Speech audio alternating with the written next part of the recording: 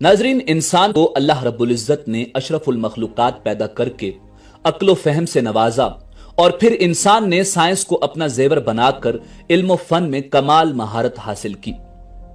नाजरीन, चांद पर कदम जमाने, सितारों पर कमंदें डालने और मरीख पर जिंदगी के आसार ढूंढने के बाद कंप्यूटर साइंस और टेक्नोलॉजी की ऐसी जिद्दत को छूने लगा कि रोबोटिक टेक्नोलॉजी से होता हुआ आर्टिफिशियल इंटेलिजेंस तक पहुंचकर भी इंसानी जुस्तजू का सफर खत्म नहीं हुआ और हजरत इंसान ने मसनूई बारिशें तक बरसाकर बादलों को भी अपने ताबे कर लिया। मेडिकल साइंस के मैदान में तरक्की करके न सिर्फ इंसान की औसत उम्र में इजाफा कर लिया गया, बल्कि मसनूई नस्ल कुशी से बच्चे तक पैदा करने की सलाहियत हासिल कर ली। नाज़रीन, जिद्दत के इस सफर में बारहा इंसान कुदरत के मद्दे मुकाबिल आया और कुदरत से टक्कर हमेशा ही इंसान की तबाही और बर्बादी साबित हुई।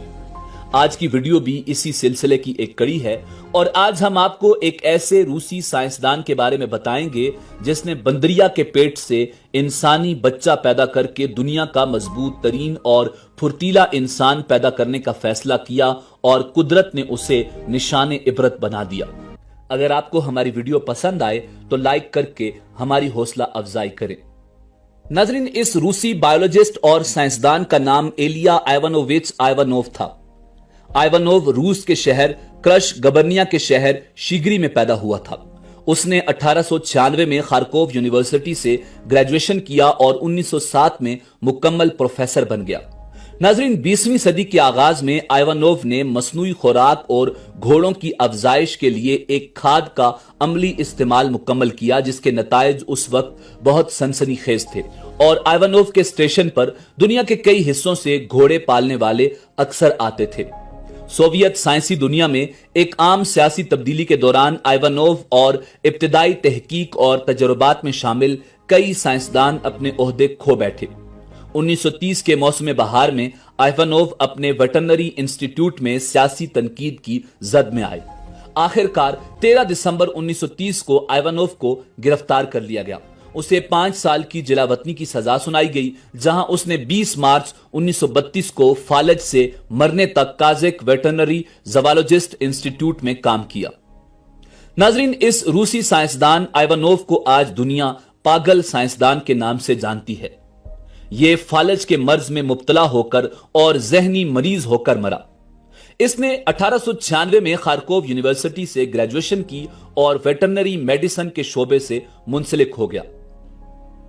नाजरीन, आइवानोव ने मुख्तलिफ किस्म के जानवरों के आपस में मिलाप से नए जानवर पैदा करने के तजुर्बात शुरू किए।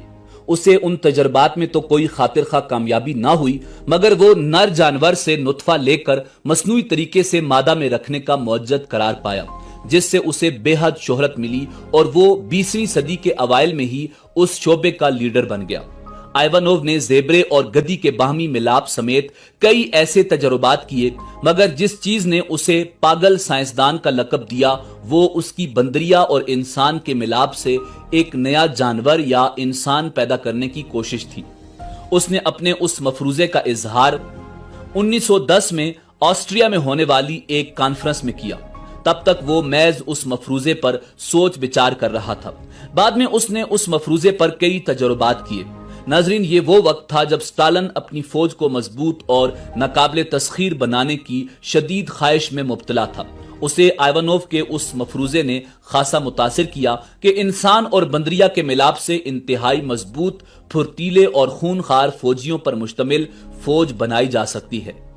उसने 1924 में आइवानोव से राब्ता किया और उसे कहा, मैं एक ऐसा नया नाकाबिले शिकस्त इंसान बनाना चाहता हूं जिसे तकलीफ का एहसास ना हो, जो मज़ाहमत करने वाला हो और हम जिस तरह का खाना खाते हैं वो इससे मुख्तलिफ चीजें खाता हो।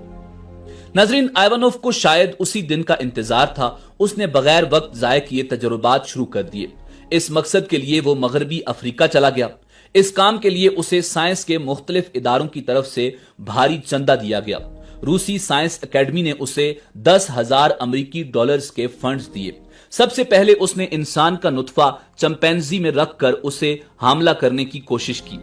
बाद में उसने बंदरिया पर भी ऐसे ही तजुर्बात किए, मगर उसके तमाम तर तजुर्बात नाकाम हो गए और आइवानोव के लिए पागल साइंसदान का खिताब छोड़ गए।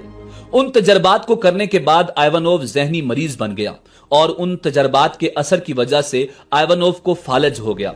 उसी फालज और जहनी मर्ज की हालत में आइवानोव को जिला वतन कर दिया गया और जिला वतनी की हालत में ही आइवानोव तड़प तड़प कर इस दुनिया से चला गया। नाजरीन, दुनिया भर के साइंसदान कई सालों से बंदर और इंसान की तख्लीक पर कई तजर्बात और मुशाहिदात करते आ रहे हैं। 2019 में चीनी साइंसदानों ने दावा किया था कि उन्होंने लेबॉर्ट्रीज में इंसान और बंदर का हाइब्रिड मखलूत नस्ल तैयार कर ली है। साइंसदानों का मकसद हाइब्रिड जानवरों के जरिए इंसानी आजाद तख्लीक करना है, जिन्हें इंसानी जानें बचाने के लिए ट्रांसप्लांट किया जा सके। गैर मुल्की मीडिया के मुताबिक तहकीककारों का कहना है कि हाइब्रिड जानवर तख्लीक करना अहम कदम है और वो इस हवाले से बंदर की नस्ल पर तजर्बात जारी रखेंगे। बंदर और इंसानी हाइब्रिड की तख्लीक की तहकीक में शामिल टीम का कहना था कि उन्होंने बंदर के एम्ब्रियो में इंसानी स्टीम सेल्स दाखिल कर दिए ताकि इंसानी टिश्यूज बनाए जा सकें।